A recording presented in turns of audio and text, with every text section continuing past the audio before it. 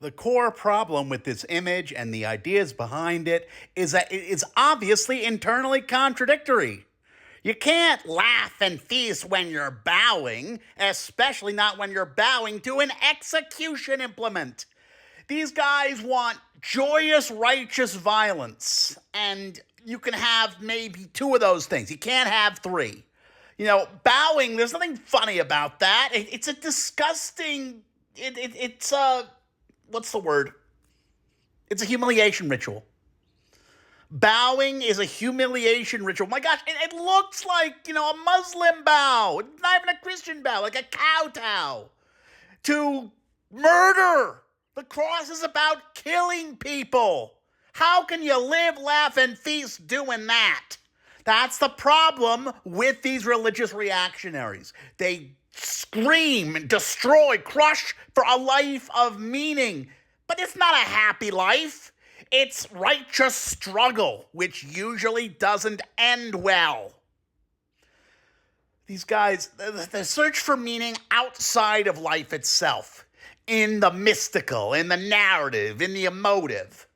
And what good does that bring? Sure, they look to the righteous revolutions of the past few years. Oh, it was so horrible. And there was a lot of horrible things about them. But at least they were moving towards a more material world. Materialism isn't ooh, shiny rock. It's how did that shiny rock get there? But what these people have to offer is quaking feeling ignorance, which helps no one and which people long to escape, and anyone who has escaped it doesn't want.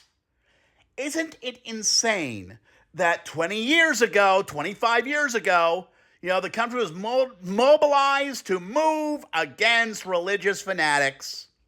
And these same people are like, yes, holy war, crusade, kill, kill, kill, kill, murder for Lord Jesus. But clearly, it wasn't in the name of democracy, of liberalism, of freedom, of reason. No. It was just the same old holy wars that the whole Enlightenment was developed out of.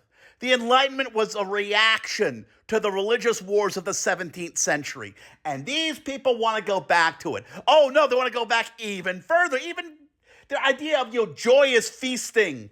Like, that's pagan. That's yes, feast and be merry because we live in a beautiful world. The whole idea of divinity is to take away from that. And they don't realize this obvious contradiction. But of course, the whole worldview is a rejection of thought anyway.